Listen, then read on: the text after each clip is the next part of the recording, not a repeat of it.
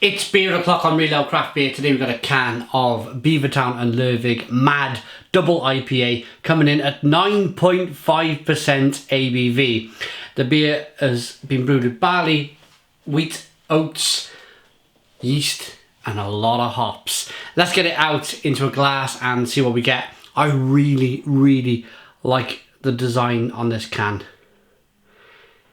Two of probably the top 10 brewers in Europe, if not the world. Beavertown and Lervig, in their own respects, producing some amazing beer. So, beer in the glass, look at this. Hop soup. Or should we call it oat soup?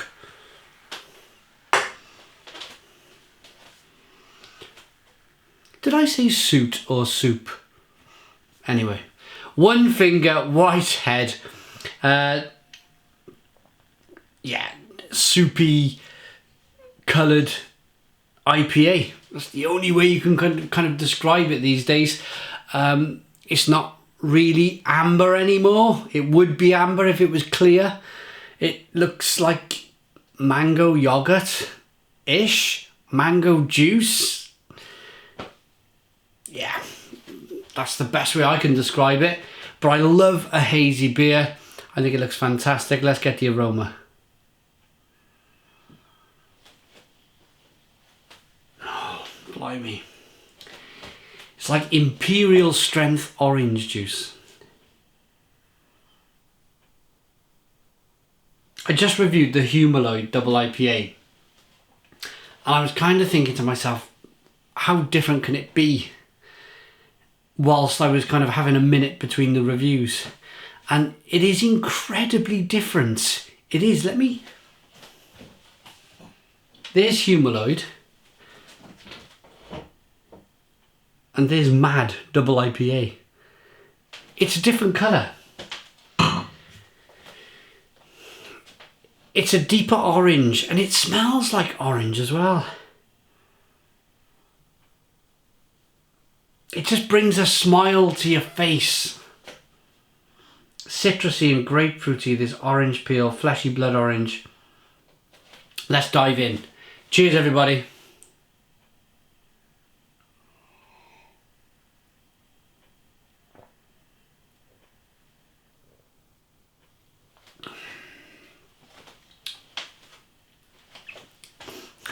Ho!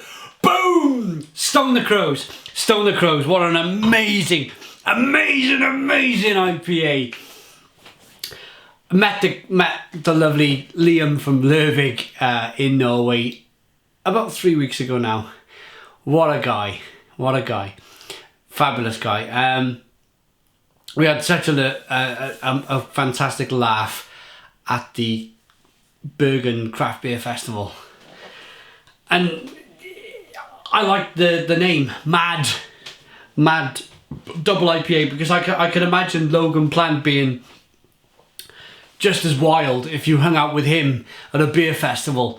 Because Liam was, we were kind of, well, you've probably seen a lot of the antics that was going on at the festival, at the Lervig bar on my Instagram account, Real Ale Guide on Instagram. So if you missed it, check it out on there. But we had this Spanish drinking thing that poured a steady flow of beer into your mouth from a distance, and the other guy from Lervig was just chugging away for a long time on this beer.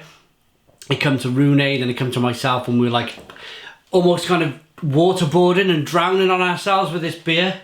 But we had such an amazing fantastic time at this beer festival, and I just imagine the time these guys had when they got together, when they met and they went out, because you brew and then you go out for a beer. That's how it normally works. You brew the collaboration and then you go out on the tiles, you go out on the town, you have a meal, then you go and have some drinks, then literally whatever, it all goes on. Trust me. So first of all, the beer is incredible. but I'm just looking at the name Mad Double IPA, and it's probably a reference between the two breweries of the time they had when they were together. They probably had a mad, fantastic time. So Mad Double IPA by Beavertown Lervig, that's the look of the can. We've tasted it. Let's get an in-depth now taste of the beer.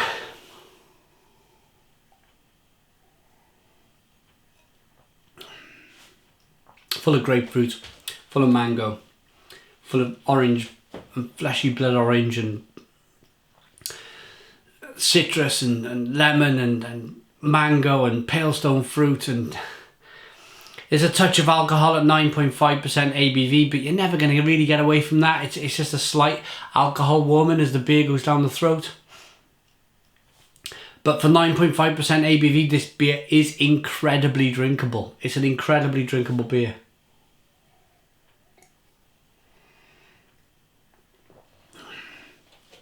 It's so juicy, so fresh. Brand new beer from these guys. All of the flavours combining with the freshness of the beer and the drinkability and the little bit of carbonation and the really kind of bitter. It's quite bitter on the back end also. It's probably, I'd say it's about 60 to 70 IBUs on the back end. Which, for if you're new to the channel, is international bittering units. It goes from 0, no bitterness at all, to 100, where your palate cannot really take any more of that bitterness. After 100, it could be 1,000 and the beer would taste the same. So I'd say in the ballpark, it's about 60 to 70 of that IBU on that scale. So it's heading towards that 100 barrier.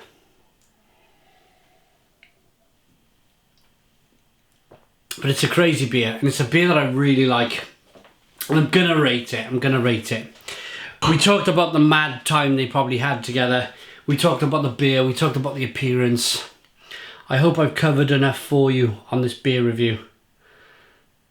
But yeah, rating.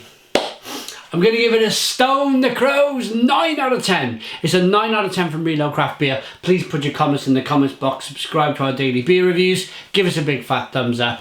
Boom! And cheers.